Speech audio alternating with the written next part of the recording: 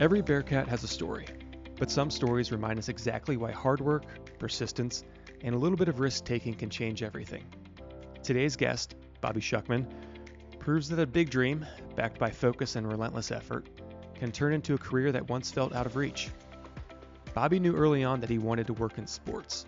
That dream wasn't easy, and it wasn't guaranteed, but through smart career choices, a willingness to invest in himself, and a co-op experience that demanded more than most people would dare take on, he built the foundation for long-term success. In our conversation today, Bobby will share how an unpaid co-op with the Indiana Pacers became a defining chapter in his career, the lessons gained from picking a craft and excelling at it, and the mindset it takes to break into a competitive industry. Welcome, Bobby. Thanks for joining me today. Good morning. Thanks for having me. Of course. Now, Bobby, for those who don't know you, what do you do, and how do you describe the moment you are in right now professionally? Well, first, I'm a proud West Sider. Grew up in Cincinnati, went to Oak Hills High School, and eventually married my wife while I went to UC as well. So I'm proud Bearcat, proud UC sports fan. I have a 15-year-old daughter and a 12-year-old son. So it's crazy to think about the conversations I'm having now with my daughter about college and reflecting back on 20 plus years, and here we are. My career today for the past 20 years has been in the wealth management space as a wealth advisor and private banker, primarily to professional athletes, coaches, team executives, and business owners in this space. So it's been fun to reflect on the journey that I've been, and I try not to forget what it was like starting out at UC and not necessarily having a game plan to where I am today, and being very thankful for my time at UC and for Dean Lewis for getting me here. Now, you got right to Dean Lewis, and that was my first question. Now, Dean Lewis mentioned to me recently that you had this dream of a career in sports while you were a student at Lindner, the old Lindner Hall. We all know a lot of people have that dream, but it's not so easy to get into the business, especially in the sports business. When did you know you wanted to work in sports, and why did you want to get into the field?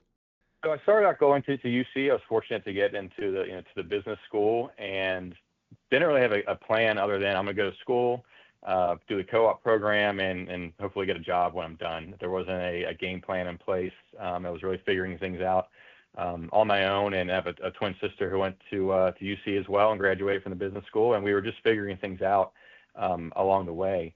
And I did 3 rounds of co-op, midway through my journey. And that's when I started thinking more about, all right, where do I want to find an area that I have a deep interest in? And like many of the students I speak to today, I loved sports, I enjoyed business, how could I combine the two? And to not have a game plan of any sort of what I should be doing, where I should get to. Back then, 20 plus years ago, there was not many sports business internships or co-ops even available. And I had to try to go out and find those opportunities on my own. And so I'm very fortunate to be where I am today, because I did not have a plan in place whatsoever to get to where I want to be. Now, what did people around you say back then when you told them about your dream, about being in sports? It was a mixture. My family, of course, were very supportive of it.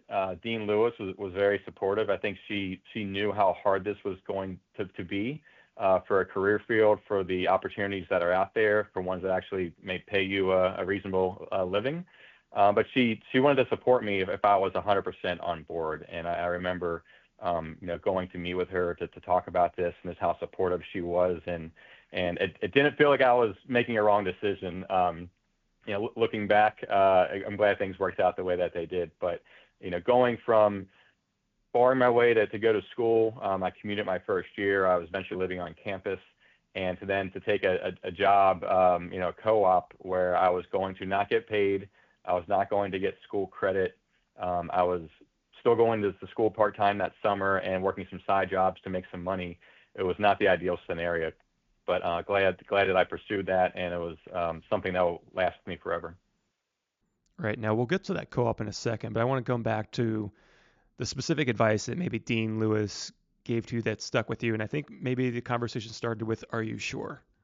Yes, I think I thought I was. I was probably so naive to think that, I can do this, right? Not knowing how hard it was going to be. And so, sports is such a broad area. Like, I want to work in sports. Well, what does that mean? And I think at the time, it was I want to work maybe for a college, for a sports team. Eventually start looking into brands like Nike or Adidas. I had no idea that specializing in the sports industry within wealth management was even a career option for me.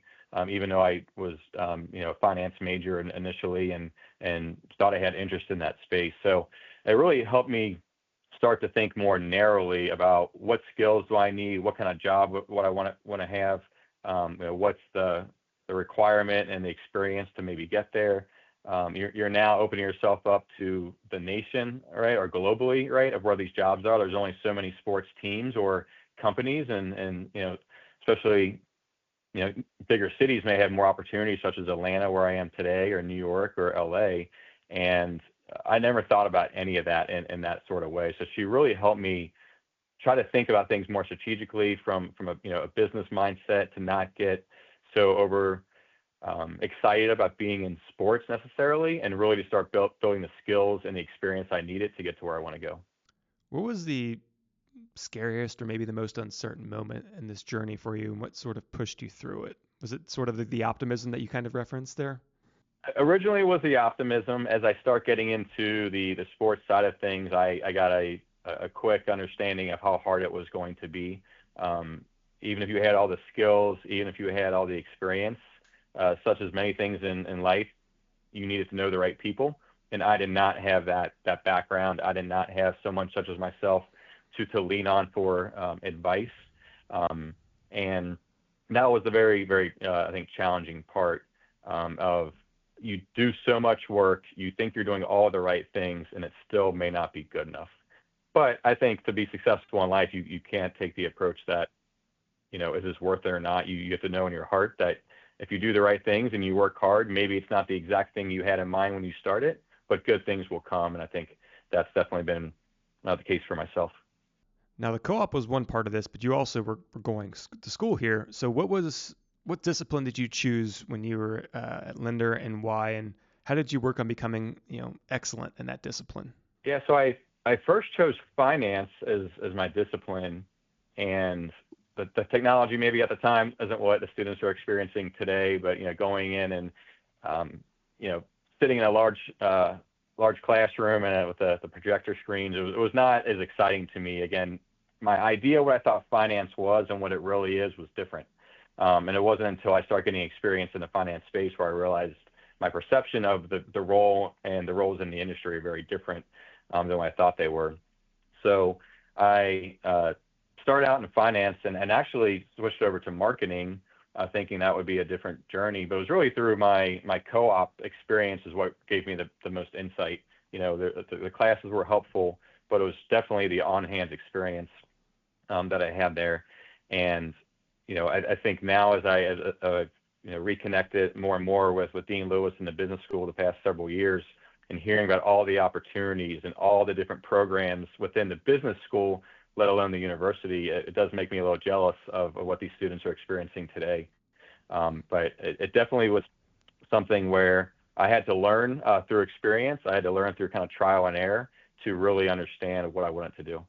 Yeah, let's talk about that co-op. The Pacers, Indianapolis, no pay, and a daily road trip of what is it, 3 hours roughly from? I think it's about an hour and 40 minutes each way, depending Yeah. on traffic. Yeah, so to walk us back to the day you we mentioned this earlier, but you did tell Dean Lewis I have sort of it's like a good news, bad news scenario. I have this amazing opportunity, but I'm gonna have to drive there every day, and I'm not gonna get paid for it. Tell us about that.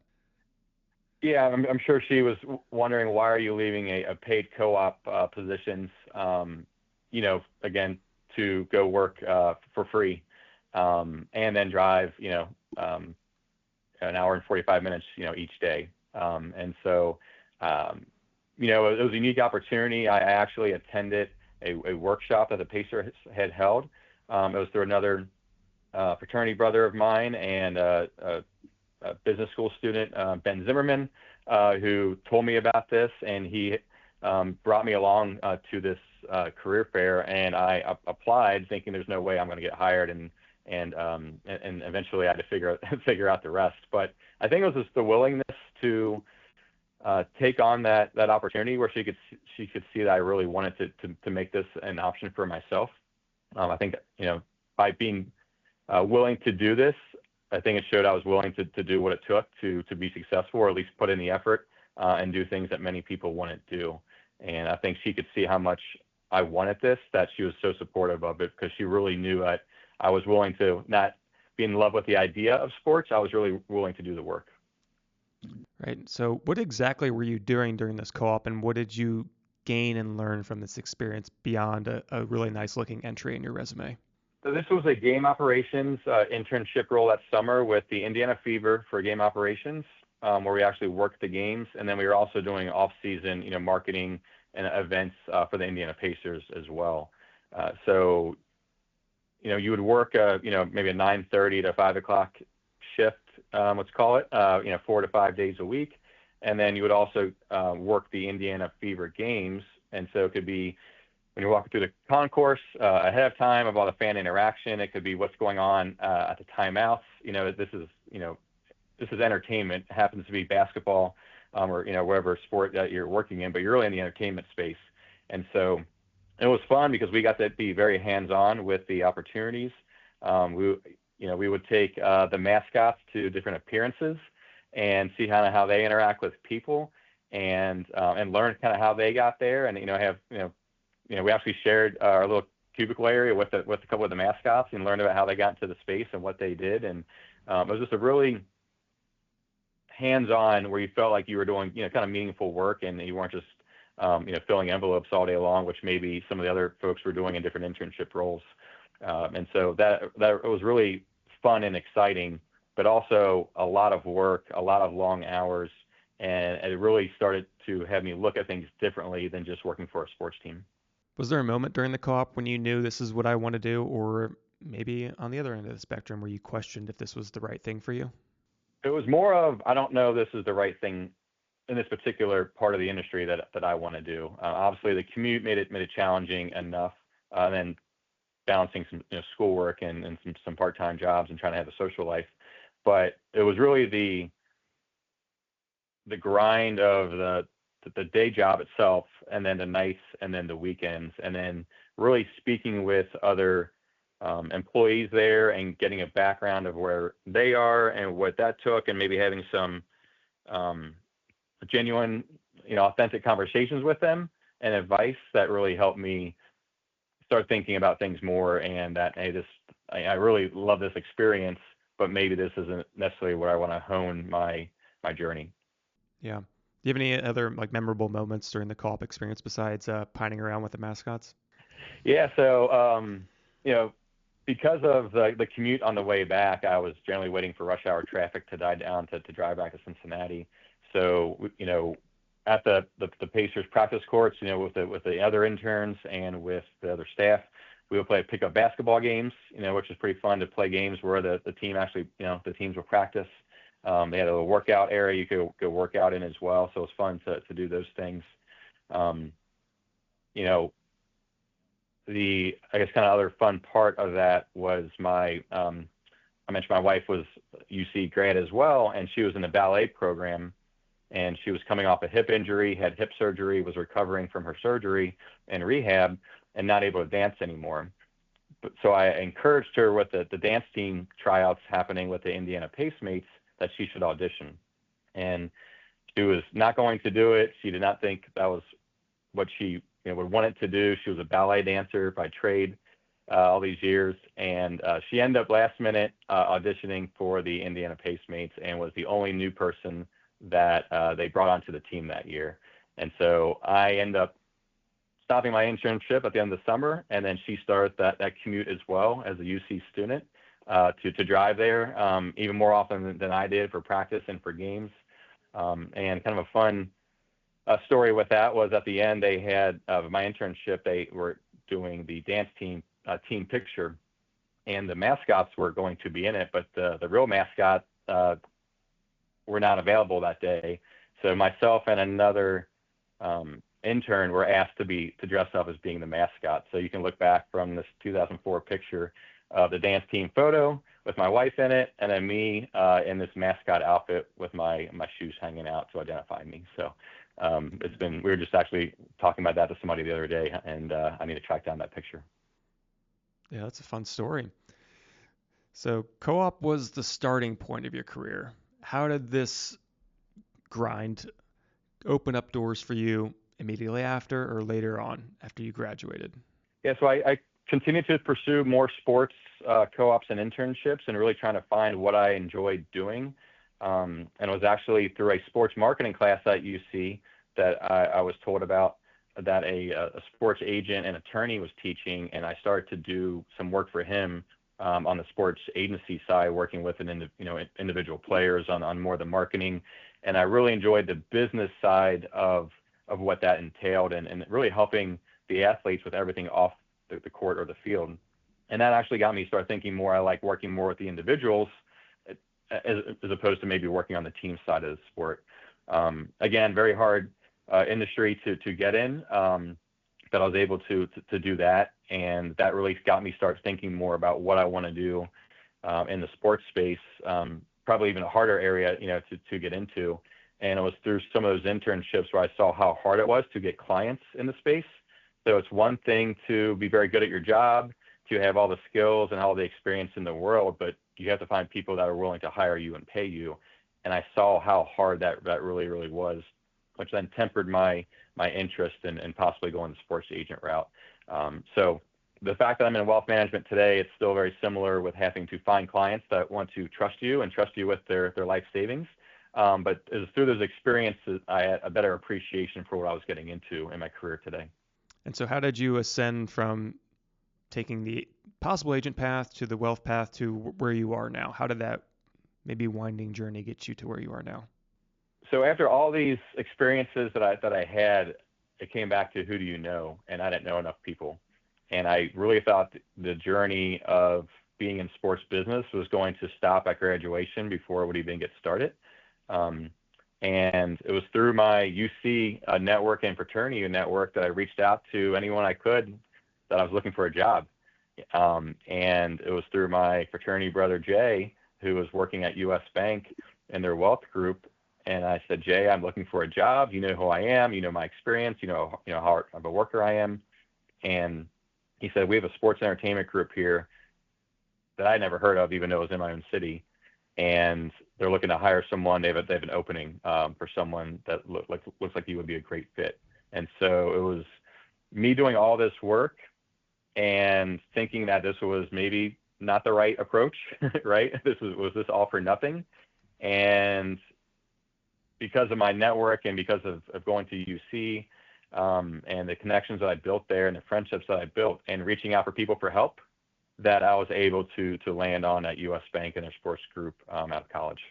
Let's move into some lessons for our audience, maybe more specifically for current prospective students. From your perspective, what are the key factors of reaching your career goals, and perhaps even broadening it out to more of a wider audience of our current students and prospective students? I definitely encourage you pursuing your dreams. I would say, listen to the people around you as well that have perspective. They're not trying to diminish what you want to achieve, but they're, you're trying to get experience from all parts of someone's journey, right? And so I think that was something where, again, it ended up working out for me, but I was maybe a little naive to the fact of what this may truly be. And again, I'm happy that it did work out. But I think when I speak to a lot of students today, whether it be in front of them in person or just phone calls that I'll take, I really encourage them to find the true skills and role that they really are good at and that they enjoy. You can always specialize in something later. I know accountants that specialize working with athletes and entertainers. I have clients that broker cars and find the right car, and for celebrities and athletes. People in the culinary arts that work in this space. So you can always find a way to specialize later, and the specialization may be because you're really good at it and you're having success, or maybe I'm just having success over here and that's where I should really specialize. And when I went and interned for the Pacers, I thought I'm going to get a good job or hopefully a great job someday in business. I went to UC and to Lindner to get a business degree and a job and hopefully earn a good living. And someday I will just buy my own tickets to the event. I won't have to work the event itself. And so I'm very happy that within all the exciting things I was able to do, I still tried to keep a future mindset of where I wanted to be, in the next 5, 10, or 15 years, not knowing what the job may be, but I did not want sports to get in the way of not taking advantage of my UC, business degree. Sure. Aside from keeping that future mindset that you just mentioned, what other habits did you develop or that maybe even still practice today that helped you stay focused on your goals? The willingness and to always keep learning. I think a lot myself included. Went to college. It was the next thing that you did. And you kind of did it because you feel like you had to some extent. All of the things I've done post UC have because I want to do it. So I've gone on to graduate school for my MBA part-time over a 2-year program. I've done 2 different financial planning and wealth management programs and gotten my certified financial planner and certified private wealth advisor designations. So you never stop learning. I'm listening to the podcast quite often on various topics, some very technical, some more general that you can probably relate to your client a lot easier. I do a lot of reading, whether it be books or just, the news in the morning. So I think the willingness and desire to always want to keep learning, I think has been fun for me. I enjoy it. And, there's a very exciting time. And I also have to know what my clients are interested in. The industry and the world I grew up in is, I have to remind myself now my kids are closer in age to some of the clients that I work with. And so I think the willingness and desire to always keep learning and to be curious, I think, is what's benefited me. Be a lifelong learner. That is great advice. So what's one thing maybe students should stop worrying about so much, you think, during their time in college, and what's one thing that maybe they should take a little bit more seriously? Things are going to work out the way they're supposed to eventually. There's no straight line to your success. There's no linear path to get to where you want to go. Even going to college is a great opportunity to find out a lot about yourself, about what you think you want to do. Trying to pick a major when you're 17, 18, 19 years old it's a great start, but you can be open to so many opportunities if you kind of put it out there that you don't need to be so narrow focused. There's a lot of adversity. There's a lot of things. So there's gonna be self-doubt. Even in my own career, today, imposter syndrome can definitely make itself present a lot of times. But I think that also makes you successful when you don't get satisfied, you don't get complacent. So don't be too hard on yourself. Things are going to work out the way that they need to. And don't be afraid to ask for help. There are so many people out there that want to help you, but they don't wake up every day thinking about how they can help you. You have to go and find them, myself included. I think when it comes to putting in the work, if you put in the work while you're younger, you maybe have less things going on in your life, and you can kind of maximize your time, still have time for a social life, still have time for your family and the things that you want to pursue. But if you put in the work when you're younger, it's no different than the investing space. Is the more money that you can put away early on, that the time value of that is going to give you way more optionality and flexibility later. So the more you can do now while you're in school, the first several years of your career, once you maybe have a family, once you maybe have other responsibilities that are going to pop up, it gets harder and harder to do that. So, work-life balance, I know, is very important to a lot of people, but the more work you do while you can early on, it gives you way more optionality to have that balance that you want later in your career and your family life. Last one before I let you go. From your unique position in the sports business world, what has being in this space taught you about people, about business, and about leadership? Everyone starts in very similar positions. We all started maybe having a dream to be in the sports industry. Maybe that wasn't even something we even thought about until later on. I think with the Pacers internship, I was able to carve out some time with the chief marketing officer as well as the CFO, and I learned that they did not start in the mailroom and work their way up. They got jobs in finance, they got jobs in marketing and entertainment, and eventually found their way at that point in their career to the Pacers. So I think that was very enlightening that go get your experience wherever you can get it, and you can wind up where you want to later on. I think given some of the folks that I work with and maybe the high profileness of them, they're all just people. They're all just people trying to figure it out, who have a great opportunity, who maybe a little more pressure than the average 20 or 30-year-old to get it right the first time. But everyone is out there with the same experiences, with the same struggles. Money can help alleviate some of those things, but it doesn't take away many of them. And it's been reminding to me that we're all the same, whether you went to UC or you went to an Ivy League school. We all have the same opportunities. We all, if we work hard and we get a little luck along the way. And same thing I was telling some UC students that were down in Atlanta back in December is that we can compete with anybody. I'm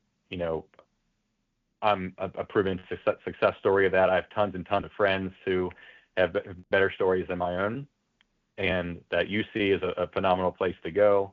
The amount of resources that they have today with the leadership that is there is phenomenal, and it just really makes me proud to be a Bearcat.